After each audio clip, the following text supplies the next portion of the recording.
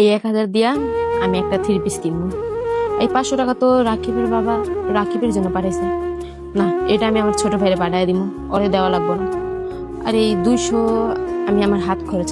মা, আমার একটা খেলনা গাড়ি পছন্দ হয়েছে, কিনা দিবা? এই কিসের খেলনা? হ্যাঁ, কোনো টাকা পয়সা নাই। তোর মা তো তোর জন্ম দিয়েই মইরা গেছে, আর তোরে রেখে গেছে আমার জানানোর লিগা। ঠিক আছে, আমার খেলনা লাগবো না। মা, ও মা, আমার খিদা লাগছে, আমাকে কিছু খাইতে দিবা? হ, এই যে তোর জন্য গরম গরম রান্না করে নিয়ে আইছি, এখন তোর আমি খাইতে দিমু। এই তুই একটুক মানুষ, একটুখানি তোর পেট এত যায় কেমনে রে? রাকিব, রাকিব। কি হয়েছে? আচ্ছা স্বপ্ন, রাকিব কই? ওর জন্য একটা খেলনা নিয়ে আইছি। আর তোমার যে জায়গা দিচ্ছি ওটা তুমি রেখে দিও। ওরা রেখ দাও তো। কই গেছে আমি কেমনে কমু? কই গেছে তুমি জানো না?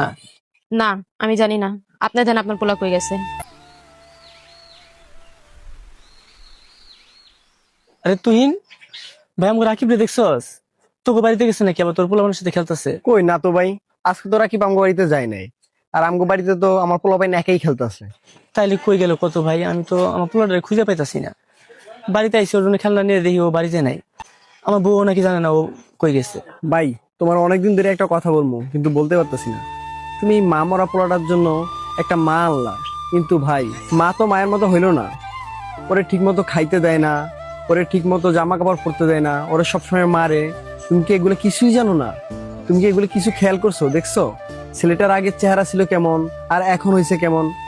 ওগুলো কি তুমি আসলেই কিছু জানো না? একটু খোঁজ খবর নেও। আচ্ছা ঠিক আছে, যা দেখি আমি পাই কিনা।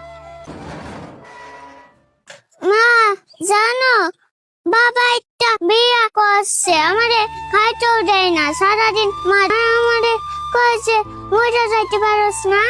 মা, ও মা, মা গো, তুমি আমারে কেন ফেয়া গেল? আমারে নিয়ে যাইতে পারলা না? জানো রত্না,